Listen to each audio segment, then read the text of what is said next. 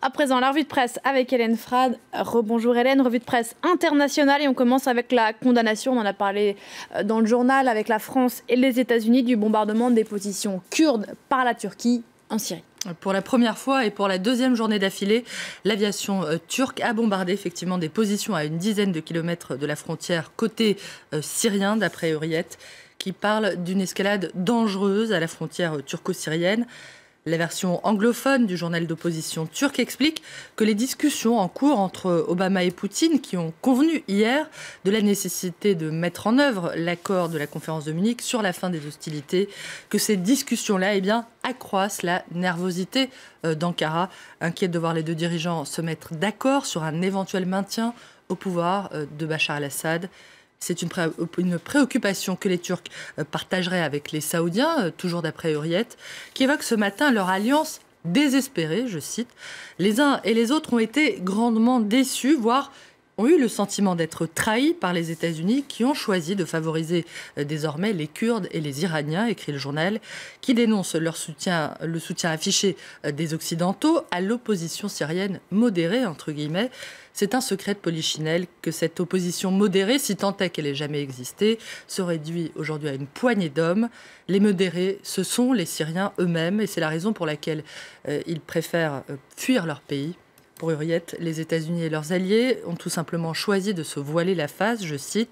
Mais la Turquie, d'après le journal, ne ferait pas autre chose en faisant des Kurdes sa priorité, sa cible principale, et en choisissant de s'allier avec l'Arabie saoudite, une amie dont l'aide ne sera pas d'un grand secours pour rompre l'isolement de la Turquie, estime Hurriyet.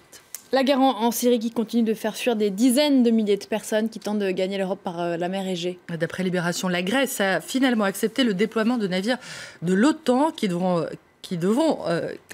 devra renvoyer les bateaux de réfugiés en Turquie, et ce même s'ils ont été interceptés dans les eaux territoriales grecques.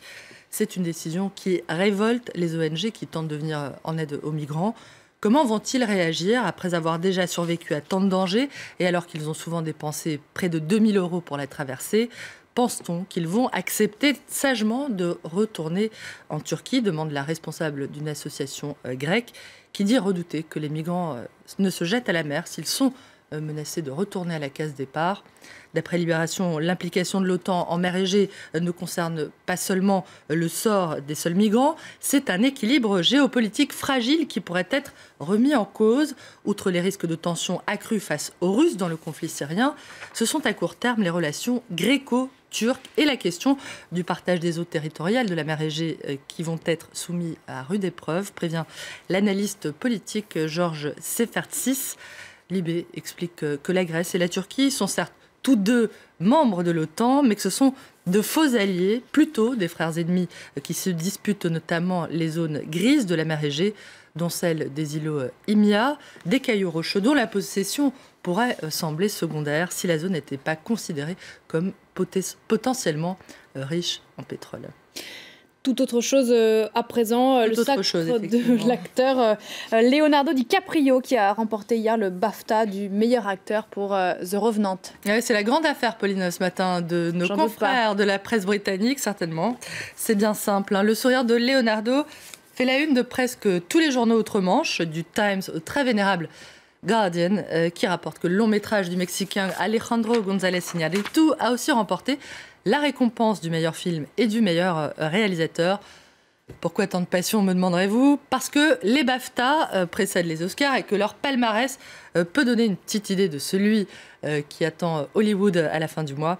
Et parce qu'après bien des déconvenus, Leonardo DiCaprio s'approche enfin peut-être du Saint Graal, l'Oscar du meilleur acteur, qui n'a cessé de lui échapper après quand même 5 nominations. Allez-vous réussir à soutenir le stress jusqu'à la fin du mois de février? Je vais prendre sur moi, Pauline. Merci beaucoup Hélène, c'était la revue de presse internationale.